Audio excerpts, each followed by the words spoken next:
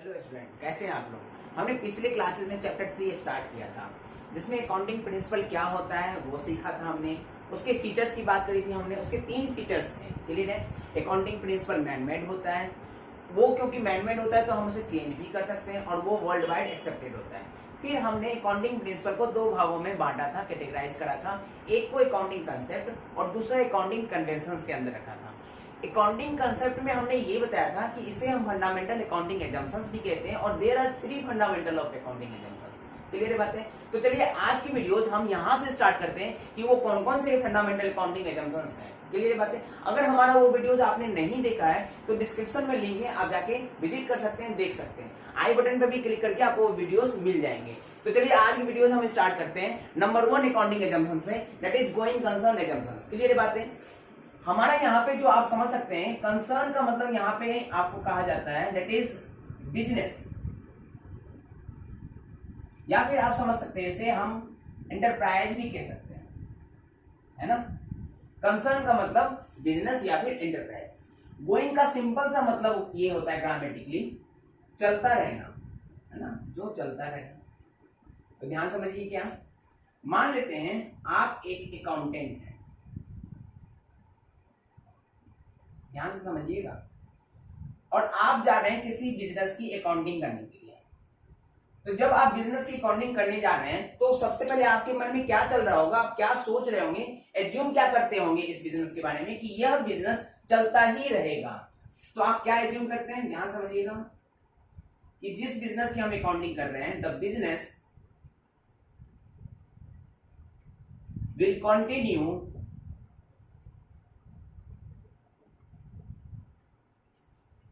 for foreseeable future। समझिए क्या है इसका मतलब। आप ये जूम करके चलते हैं कि जिस बिजनेस की हम अकाउंटिंग कर रहे हैं वो चलता ही रहेगा फॉरसीएबल फ्यूचर तक। यहाँ पे फॉरसीएबल टर्म का मतलब क्या होता है वो 2 मिनट के लिए समझाता हूँ। फॉरसीएबल का मतलब होता है जितना हम फ्यूचर को प्रिडिक्ट कर रहे हैं, देख पा रहे हैं, समझ पा रहे हैं, उस फ्यूचर टाइम तक ये बिजनेस चलता ही रहेगा, मतलब सालों साल तक ये चलता रहेगा। क्लियर है बातें यहां तक, समझ रहे हैं। एंड जो मेन इंपॉर्टेंट थिंग्स है वो ये, there is no intention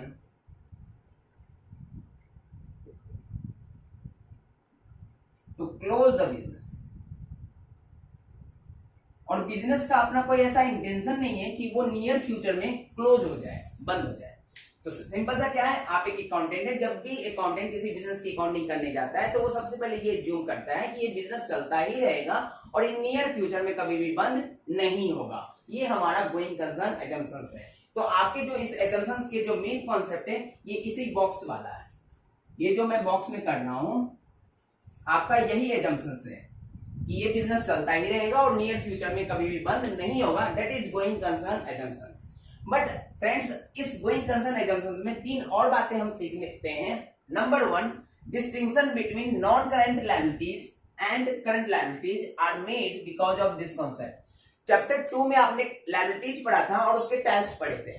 liabilities के 2 टाइप्स होते हैं, एक नॉन करंट लायबिलिटीज और दूसरा करंट लायबिलिटीज। करंट लायबिलिटीज उसे कहते हैं जिसे बिजनेस 1 साल के अंदर पैसे लौटाने होते हैं, है ना। जैसे एक लोन है, अगर लोन का पेमेंट 1 साल के अंदर करना है, विद इन 1 ईयर करना है, तो वैसी लायबिलिटीज को करंट लायबिलिटीज कहते हैं। क्लियर है। अगर लायबिलिटीज की पेमेंट 1 साल के बाद करना है तो इसे नॉन करंट लायबिलिटीज कहते हैं। क्लियर है। तो हम लायबिलिटी को ये 2 भागों में जो बांट पा रहे हैं उसके पीछे का लॉजिक सिर्फ और सिर्फ यही है कि गोइंग कंसर्न एजम्पशंस वर्क कर रहा होता है। क्लियर है बातें। अब आप कहोगे कैसे, मुझे समझ में नहीं आया कैसे काम चल रहा है। तो मैं एक एग्जांपल से आपको समझाता हूं कि कैसे ये वर्क करता है। सपोज अभी के लिए कि ये बिजनेस 4 महीने में बंद हो जाएगा, ये लंबे समय तक नहीं चलेगा, 4 महीने में ही बंद हो जाएगा। तो इस केस में ये गोइंग कंसर्न एजम्पशंस फ्लॉप हो जाएगा, काम नहीं करेगा। क्लियर है बातें। अब क्योंकि काम नहीं कर रहा है तो हमारा अकाउंटेंट ये सोच भी नहीं पा रहा कि ये बिजनेस लंबे समय तक चलेगा। क्लियर है बातें। अच्छा, जब हमारा बिजनेस 4 महीने में ही चलेगा तो हम किसी भी बिजनेस की लायबिलिटी को 2 भागों में कैसे बांटेंगे, 1 साल के कम की लायबिलिटी और 1 साल की ज्यादा की लायबिलिटी। मतलब मेरे एक साल वाले बर्डन और एक साल के बाद वाले बर्डन, ये डिफरेंस करना ही बेकार हो जाएगा जब बिजनेस ही 4 महीने में क्या हो जाए, बंद हो जाए। बात समझ में आया? इसीलिए हम बिजनेस में ये ज्यूम करते हैं कि बिजनेस सालों साल चलता रहेगा और नियर फ्यूचर में बिजनेस कभी भी बंद नहीं होगा। क्लियर है बातें? इसीलिए हम लायबिलिटी को 2 भागों में बांट पाते हैं, 1 साल की कम वाली लायबिलिटी को करंट लायबिलिटीज और 1 साल की ज्यादा वाली लायबिलिटीज को नॉन करंट लायबिलिटीज की कैटेगरी में रखते हैं। क्लियर है बातें? मान लेते 5 साल 6 साल 10 साल के बाद हमें रिपेमेंट करनी है, तो हम उन सभी को लायबिलिटीज को नॉन करंट लायबिलिटीज में डालते हैं। क्लियर है बातें? तो because of this going concern assumptions we make the difference between non-current liabilities and current liabilities are possible। Clear बात है? यहां तक समझ में आ रहा है? ओके, ये था फर्स्ट चीजें जो हमने सीखा इस एग्जाम्पल में। सेकेंड चीजें क्या होती हैं? Distinction between fixed assets and current assets are made because of this concept. Same theory same logic. Current assets के बारे में आप क्या जानते हैं? वैसा चीजें, वैसी एसेट्स जिसको हम 1 साल के अंदर या तो बेच देते हैं या फिर कैश में कन्वर्ट कर देते हैं। क्लियर है बातें? अच्छा, फिक्स एसेट्स में क्या सीखा था आपने? कि वैसी चीजें जो बिजनेस खरीदती तो है बट उसे सेल करने के लिए नहीं, उसे बिजनेस में होल्ड करती है लॉन्ग टर्म यूज करने के लिए। तो इसका मतलब आप इसे कह सकते हैं मोर देन 1 ईयर। क्लियर है? तो सेम थ्योरी, क्योंकि बिजनेस सालों साल तक चलती रहेगी तो हम उस चीजों में 1 साल के अंदर की चीजों को करंट एसेट्स और 1 साल के बाद की चीजों को फिक्स एसेट्स में बांट सकते हैं, सेपरेट डिवाइड कर सकते हैं, डिस्टिंग्विश कर सकते हैं। समझ में आ रहा है चीजें? क्लियर है? On the basis of same logic same theory distinction between capital expenditure and revenue expenditure are made possible because of this concept. इसका मतलब क्या है? आपने एक्सपेंडिचर वाले में देखा था, रिवेन्यू एक्सपेंडिचर उसे कहते हैं जिसका बेनिफिट हमें 1 साल के अंदर ही मिल जाता है, जिसका बेनिफिट आप 1 साल में ही ले लेते हैं, यूज कर लेते हैं, एग्जॉस्ट हो जाता है। और कैपिटल एक्सपेंडिचर में इसका बेनिफिट 1 साल से ज्यादा चलता है। क्लियर बातें? अब क्योंकि इसे भी सेपरेट करने का लॉजिक यही होता है, गोइंग कंसर्न एजम्पशन की बिजनेस सालों साल चल रहा है, तो इसलिए 1 साल की कम वाली बेनिफिट को हमें रेवेन्यू एक्सपेंडिचर में बांट देते हैं और 1 साल के बाद जो बेनिफिट मिल रहा है, यानी 1 साल से ज्यादा सालों तक बेनिफिट मिल रहा है, उसे हम कैपिटल एक्सपेंडिचर में डाल देते हैं। समझ में आ रहा है? तो सिंपल सा जो आप बांट पा रहे हो, लायबिलिटी को बांट पा रहे हो, एसेट्स को बांट पा रहे हो, एक्सपेंडिचर को बांट पा रहे हो, इन सब के पीछे यही एजम्पशंस वर्क कर रहा है। बात समझ में आ रहा है? तो इसलिए अगर अकाउंटेंट ये एज्यूम ना करे तो इन सब चीजों को वो बांट ही नहीं पाएगा। समझ में आ रहा है? क्लियर है बातें? तो आपका गोइंग कंसर्न एजम्पशन सिंपल सा यही है कि फ्यूचर में कोई भी बिजनेस चलता ही रहेगा और इंटेंशन नहीं हो वो क्लोज होने का। सेकंड एजम्पशन है हमारा कंसिस्टेंसी। नंबर 1 आपने जो अकाउंटिंग एजम्पशंस में सीखा गोइंग कंसर्न एजम्पशंस, और अब हम सीख रहे हैं नंबर 2 कंसिस्टेंसी एजम्पशंस। कंसिस्टेंसी का मतलब यहाँ पे ये होता है यूनिफॉर्म रहना, जिसमें चेंज ना होना, एक जैसा बने रहना, कंसिस्टेंसी होता है इसका मतलब। इसके डेफिनेशन में क्या कहता है ये? अकाउंटिंग प्रैक्टिसेस वंस सिलेक्टेड और ऑप्टेड बाय अ बिजनेस। इसका मतलब क्या होता है पहले मैं यहां समझा दूं। जो भी अकाउंटिंग प्रैक्टिसेज है या अकाउंटिंग मेथड है जो बिजनेस एक बार सिलेक्ट कर चुकी है या ऑप्ट कर चुकी है, शुड बी, अब यहां पे ध्यान समझिएगा, should be followed year after year. इसका मतलब क्या है? अब मैं सिंपल सा समझाता हूं।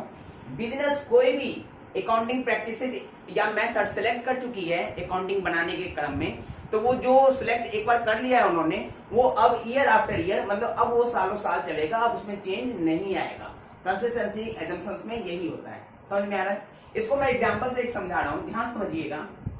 मैं यहाँ पे कुछ अकाउंटिंग ईयर बना रहा हूं, है ना? यहाँ पे मैंने 4 साल का अकाउंटिंग ईयर बनाया है। मान लेता हूं इस अकाउंटिंग ईयर में आपने कोई अकाउंटिंग प्रैक्टिसेज ऑप्ट करा है, ठीक है? इस अकाउंटिंग पीरियड में आपने कोई अकाउंटिंग प्रैक्टिसेज को ऑप्ट करा, तो आपका जो अकाउंटेंट है अब ये एज्यूम करके चलेगा कि यही अकाउंटिंग प्रैक्टिसेज इस ईयर के लिए भी फॉलो होगा, इस ईयर के लिए भी मान्य होगा और इस ईयर के लिए भी वही अकाउंटिंग प्रैक्टिसेज हमें फॉलो करना पड़ेगा। बात समझ में आ रहा है? फॉर एग्जाम्पल इसके लिए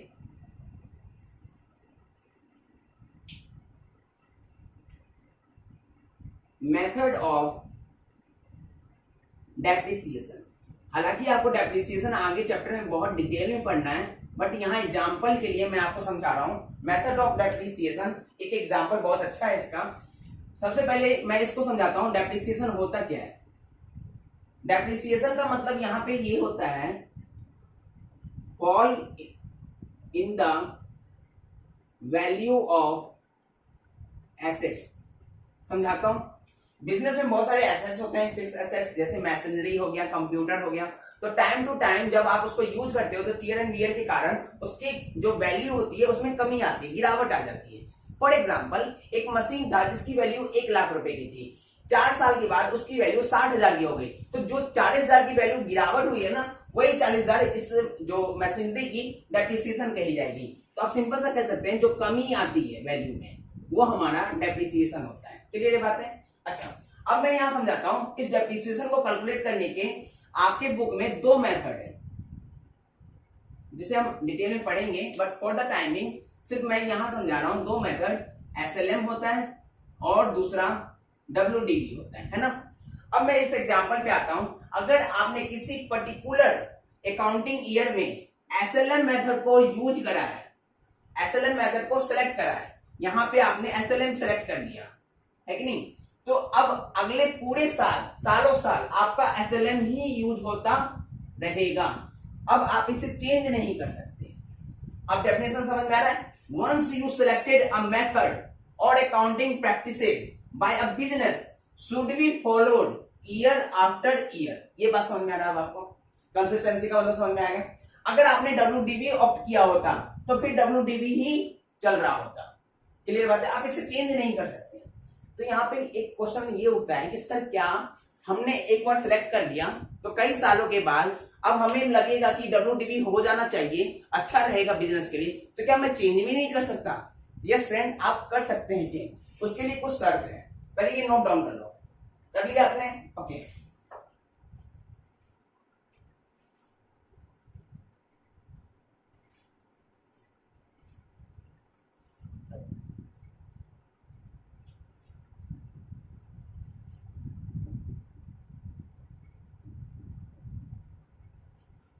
अकाउंटिंग प्रैक्टिसेज और मेथड कैन बी चेंज हो सकता है, बट कब, कैसे, वो सीखते। नंबर 1, जब आपका लॉ इजाजत दे, जब आपके देश का कानून इजाजत दे देगा जो पर्टिकुलर बिजनेस के कंसर्न में कि हाँ आप इस पर्टिकुलर बिजनेस के टाइम में इस टाइम तक आप अब चेंज कर सकते हो, आपके देश के कानून ने इजाजत दे दिया तो आप चेंज कर सकते हैं। दूसरा होता है if accounting standard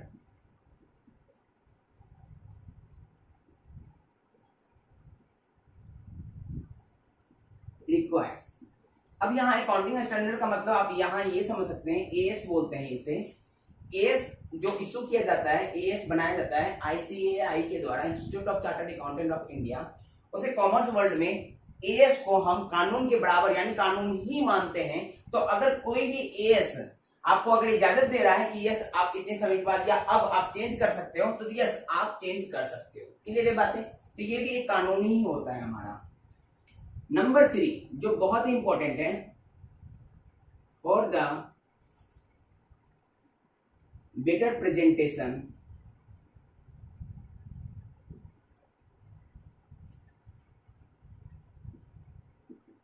financial statement.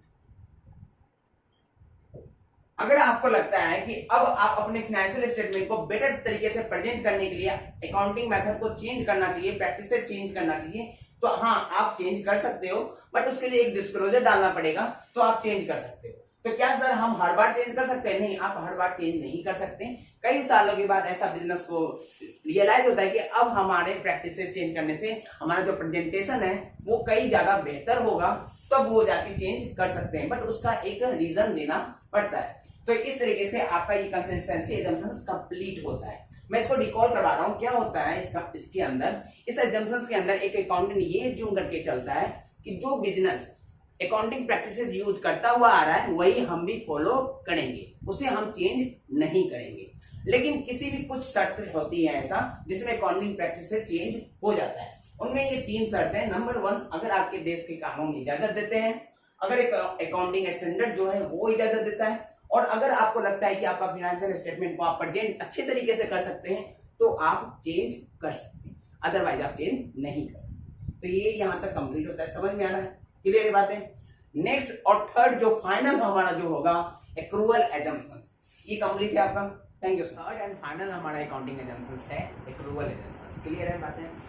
Accrual assumptions में हम क्या सीखते हैं, ध्यान समझिएगा, मैं एक एग्जांपल लेके समझा रहा हूँ एक्रूअल एजम्पशंस को। यहाँ पे मैंने एक अकाउंटिंग ईयर लिया है 1 अप्रैल 2018 से 31 मार्च 2019, क्लियर है। ये हमारा एक अकाउंटिंग ईयर है। ये अकाउंटिंग ईयर एंड होने से पहले बिजनेस ने एक ट्रांजेक्शन करा 28 मार्च 2019 को, goods purchase for rupees 20,000 from Ram. ध्यान से समझना क्या हुआ, एक अकाउंटिंग ईयर था हमारा और वो अकाउंटिंग ईयर खत्म होने से कुछ दिन पहले एक बिजनेस ने ट्रांजेक्शन करा, गुड्स को परचेज किया है, 20,000 का गुड्स परचेज, राम से गुड्स परचेज किया है। इसमें इंटरेस्टिंग बात यह है कि इसका पेमेंट बिजनेस ने अगले अकाउंटिंग ईयर 3 मई 2019 को करता है, पेड टू मिस्टर राम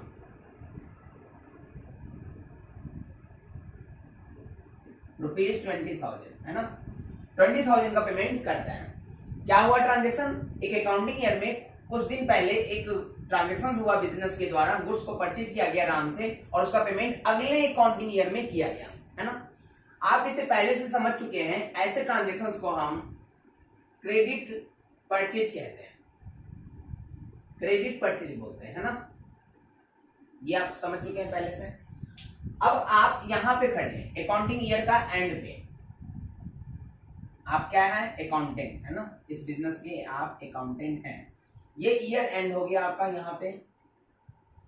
अब आप यहाँ पे सोच रहे हैं कि इस ट्रांजेक्शन्स को हमें रिकॉर्ड करना है एक बुक में, तो आपके साथ ये प्रॉब्लम है कि इस ट्रांजेक्शन्स को किस डेट पे हम रिकॉर्ड करें, whether it is recorded at 28 मार्च 2019 और रिकॉर्डेड एट 3 मई 2019, जिस डेट को आपने पेमेंट दिया है, ये आपका नेक्स्ट ईयर हो जाता है, नेक्स्ट अकाउंटिंग ईयर होता है ना। ये बात समझ में आ रहा है। तो आप ये सोच रहे हो कि इस ट्रांजेक्शन को मैं किस डेट पे रिकॉर्ड करूं, क्या मैं इस डेट को रिकॉर्ड कर लूं कि जिस दिन हमने परचेज करा है, या फिर मैं इस डेट को रिकॉर्ड कर लूं जिस दिन हमने पेमेंट किया है। तो आइए अब मैं समझाता हूं कि एक्रूअल एजम्पशंस होता क्या है। यहाँ पे हमारा एक्रूअल एजम्पशंस जो है क्या गाइड करता है अकाउंटेंट को, अ transactions should be recorded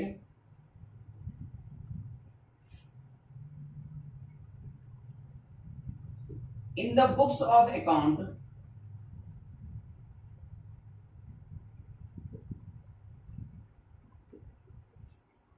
when it takes place, not when settlement takes place। मतलब समझिए, हमारा एक्रूअल एजम्पशंस ये कहता है कोई भी ट्रांजेक्शंस को तभी रिकॉर्ड कर लेनी चाहिए जब वो ट्रांजेक्शंस हुआ है, इट टेक्स प्लेस, जब वो ट्रांजेक्शन हमारे बिजनेस में एंटर करता है उसी डेट को रिकॉर्ड कर लेनी चाहिए। तो according to accrual assumptions accountant हमारा इस डेट को रिकॉर्ड कर लेगा। क्या करेगा, 28 मार्च 2019 परचेज ऑफ गुड्स रुपीज 20,000, ये हमारा रिकॉर्ड कर लेगा। बात समझ में आया। इस डेट को रिकॉर्ड नहीं करना जब वह सेटलमेंट हो रहा हो, मतलब जिस डेट को पेमेंट हो रहा होता है उस डेट को इररिलेवेंट कर देंगे, उस डेट को हम रिकॉर्ड नहीं करेंगे। बात समझ में आया। तो सिंपल सा एक्रूवल एजम्पशंस ये कहता है कि बिजनेस में जो भी ट्रांजैक्शंस होते हैं उस ट्रांजैक्शंस की रिकॉर्डिंग तभी कर लेनी चाहिए जब ये ट्रांजैक्शन एंटर करता है हमारे बिजनेस में, जब ये ट्रांजैक्शन हो रहा होता है। ट्रांजैक्शन की रिकॉर्डिंग तब नहीं होती जब ट्रांजैक्शन का पेमेंट रिसीव करते हैं या पेमेंट हम कर रहे होते हैं। बात समझ में आया? क्लियर है बातें यहाँ पे? तो अकाउंटेंट हमारा इस ट्रांजैक्शन को रिकॉर्ड 28 मार्च को कर लेगा। ओके, तो ये हमारा यहाँ पे एक्रूवल एजम्पशन जो है खत्म होता है। आज आपने 3 अकाउंटिंग जो फंडामेंटल एजम्पशंस हैं वो कंप्लीट करा है। Number 1 going concern, number 2 consistency and number 3 accrual assumptions. Clear है बातें? अगर वीडियोस आपको अच्छी लगी तो लाइक करिएगा, दोस्तों के साथ शेयर कीजिएगा। बचे हुए जो 11 अकाउंटिंग प्रिंसिपल्स है वो नेक्स्ट वीडियोस में देखेंगे जिसे हम अकाउंटिंग कन्वेंशंस के अंदर रखते हैं। थैंक यू आज के लिए।